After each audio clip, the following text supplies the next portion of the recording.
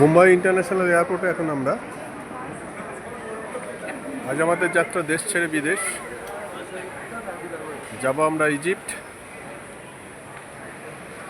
এয়ারলাইন্সে মুম্বাই থেকে কায়রো। সেই ইজিপ্ট অর্থাৎ মিশর, সেখান থেকে লাক্সার, আলেকজান্ড্রিয়া, হারগাটা বিভিন্ন শহর আমরা আগামী 10 দিন ধরে ঘুরব। কায়রোর বিভিন্ন শহর এবং বিভিন্ন সেই বিখ্যাত গিজার পিরামিড আছে, স্ফিংস ইত্যাদি সমস্ত আমাদের এই ট্যুরে আছে। দেখাবো আপনাদের সেই সব ছবি। এখন রাত্রি প্রায় 1টা বাজে।